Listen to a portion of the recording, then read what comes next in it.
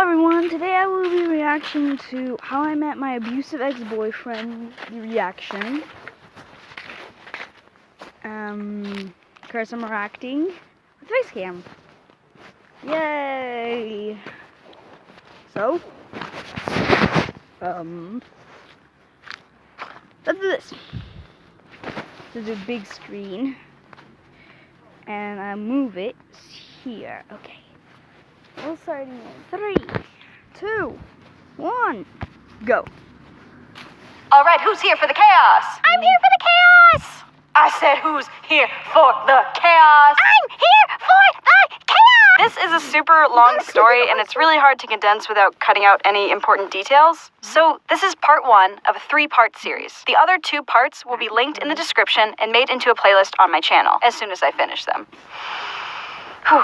Okay, I'm gonna start out with what you absolutely need to know. I dated dated in quotes because that's illegal. It started when I was 13 and he was 17.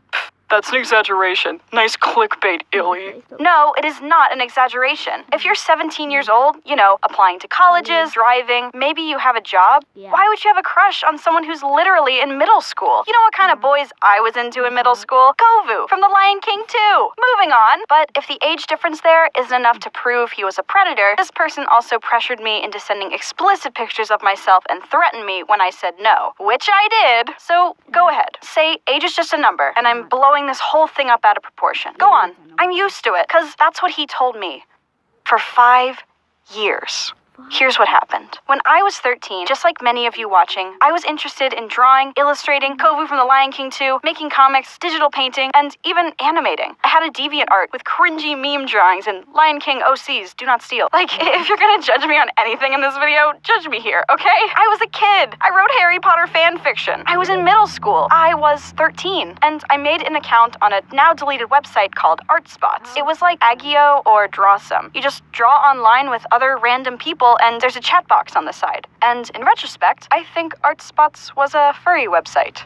Anyway, one day, someone popped in and said they liked my drawing, and they asked how old I was. I said I was 13. They said they were 17, and they thought my art was so good that I had to be an art teacher or something. Now, this may seem like a compliment, and it is, especially from someone older than you, and that's exactly what I was thinking. But considering what would later happen, this is called grooming. Grooming is when someone builds an emotional connection with a child to gain their trust for the purposes of abuse. The predator gains the child's trust, breaks down their defenses, and then convinces the child to engage in their desired disgusting acts. And I really want to stress, hindsight is 20/20. If I could gaze into the future, I would have logged off and never gotten on a computer ever again. But I'm not that so Raven. So from there, this guy shared his entire life story with me. That he was graduating high school soon, had a crush on this girl who put him in the friend zone, and he was severely depressed because of that, and all he wanted was a friend. But, and this is important, he told me to never tell my parents about our friendship. Why? Because they wouldn't understand us. We're like Romeo and Juliet, okay? No, you're not. Illy, you have to be stupid to not see these obvious red flags. Wait, what the fuck? That was cool. Wait, let's see if we can do it again. Hello guys, I have a stick as well. And now look it to the ground. Is it on the ground yet? Yeah, it is. Look at this. It just sticks on the ground. That's just kind of cool. So, along with recording. I would never let that happen to me. Yes, No, you would. I wasn't stupid. I was 13, just like many of you watching. Just think about all the normal friends you've made online, like through Minecraft or Roblox. And then imagine if this happened to you. No one really tells you about these things, so that's all I'm trying to do in this video series. God bless. Go in peace. So eventually, we moved our conversations to AIM, then Skype, then texting. And as time went on, he demanded more and more from me. And he never seemed to understand that I was 3 hours ahead of him. I lived in North Carolina, and he lived in California. So I couldn't exactly stay up late talking every night. But to that, he'd accuse me of ignoring him and hating him. And one night, when I fell asleep, I woke up to a barrage of texts from him saying he was going to kill himself because I was ignoring him. And I called him a million times, and after hours of calling and texting him that I was sorry and it wouldn't happen again, he finally responded. And thankfully he was okay. But I was not. At 13, I couldn't imagine being the reason someone killed themselves, no matter how much staying up till 1, 2, sometimes 3 in the morning was destroying me. But from that night on, out of fear, I stayed awake. By high school, our friendship completely took over my life because when I was with friends or family, he'd do anything to make me leave them and talk to him. He'd blow up my phone while I was at dinner. If I didn't respond, he'd call me awful things just to bait me into giving him attention. Even on prom night, he tried convincing me to stay home, and when I didn't comply, he went silent, which worried me to death, and he later explained he did this as a punishment for ignoring him. He would do anything and everything to keep me isolated from friends and family, and his favorite tactic? Threatening suicide. Well, why didn't you just leave? Just log off. I did, but again, he had every means to contact me, even my home address. So if I just logged off, he could swat me. Death was something he constantly held over my head. That's terrifying. So why did I stay? Stockholm Syndrome. Stockholm Syndrome is a condition that causes hostages to develop a psychological alliance towards their captors as a survival strategy. This can also be the case for those in abusive relationships. So, every time he threatened suicide, I would talk him off the cliff by saying exactly what he wanted to hear. I don't want to go hang out with my friends. I don't want to go eat dinner with my family. I don't want to go on that date. I don't want to go to school. I don't want to go to work. I don't want to go anywhere where I can't be with you. And after months and years of saying exactly what he wanted to hear, I started to believe it, just like he wanted me to. I felt brainwashed, trapped in my own mind games, and slowly he broke me down, made me choose sides, and conditioned me to do anything he wanted. And why did he want me so badly? Well, when I was 15, he used these tactics to take inappropriate pictures of me, and he saved them on his computer in what he called his personal collection. By this time, he had just turned 21. This is where, to him, our friendship turned into a relationship. You can skip to here to avoid reading these messages.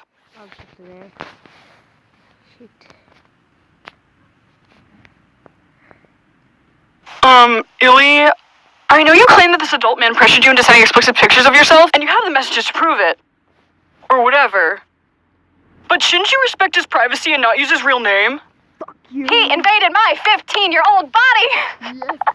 Fuck your privacy. Fuck your privacy. Every day, after school, during the summer, even while I was at work, he demanded I stop whatever I'm doing and send him no less than 30 Snapchats a day. And if I said no, which I did, he'd find a way to force me. I remember one time I begged him for hours to leave me alone. I even told him that this was considered CP and that he could go to jail. And you'd think if someone was confronted with this kind of information, they'd go, "Oh man, I don't want to go to jail. You're right. What I'm doing is awful. I should really stop harassing and threatening you to..." Nope, not Harris. These pictures of me were so important to him, he'd do anything to get them. So he found a way to deny, deflect, and blame me for everything. I can't believe you think I'm a... What is wrong with you? Are you crazy? Do you have any idea how that makes me feel as your boyfriend? That you think I'm a... This is called gaslighting. Gaslighting is where the abuser denies reality and convinces the victim to doubt their own memory, perceptions, even sanity. And like always, Harris threatens suicide if I didn't go along with him. So when I try to tell him what he's doing is wrong, is disgusting, is against the law, I ended up being the one apologizing to him for making him cry. Cry more, dude. It's wrong. This went on until I graduated high school and went to college. Oh, and remember that girl who friend-zoned him in high school? Around this time, she reached out to me, telling me to run, to block him, to cut him off immediately. Because truly, he harassed her back in high school, stalked her in real life. And when she blocked his phone number, Harris used a website to make up fake phone numbers so he could still contact her and harass her. I didn't want to think this was true, but then again, if it was happening to someone else, maybe it was. So I brought these allegations up to Harris, and he became so angry at me. He denied doing any of that, despite the proof she had. He accused me of lying, he told me to never speak to her again, and he demanded all of my passwords on every social media platform to make sure of it. He also threatened to kill me and then himself if I didn't comply. Fuck you. You could have said no. No, I couldn't have. I was terrified. You don't know what it was like. You don't get to say that to me and millions of other young children who are lured into this kind of evil every day. We don't need to be told what to do or how to feel. We've had enough of that from these awful people who hurt us. What we need is for someone to finally listen and believe us. People like Harris do not deserve your empathy. People like Harris do not deserve the benefit of the doubt because people like Harris thrive when others are complicit. The more we turn the other cheek, say, that's none of my business, or even worse, blame literal children for the evil they had to bear and the childhood they had to sacrifice. The more this happens, the more people like Harris get away with it and do it again. But understand, this is why I'm telling this story years after it happened. I want to warn others, especially those watching who are as young as I was. And sadly, this story is only the beginning. Most of you know, I grew up in North Carolina and moved to California for college. And a lot of you have asked me, how could you do that? You're leaving your whole family. You've never even been to California. Well, Harris made me. And I'll get into that in the next video. Yeah, she was right. I hate that other guy, like the guy who looks like James, only has mouth, and that demon on his chest. Fuck him. Just fuck him. And fuck Harris. I will also now react. I will not react anymore. I'll react to part 2. I will react to part 2, okay? I will react to part 2, okay, guys? So, I'll react with the face cam, and next time, when I have time. So, bye-bye! And shout out to Pixel Gamer 33, by the way. Bye!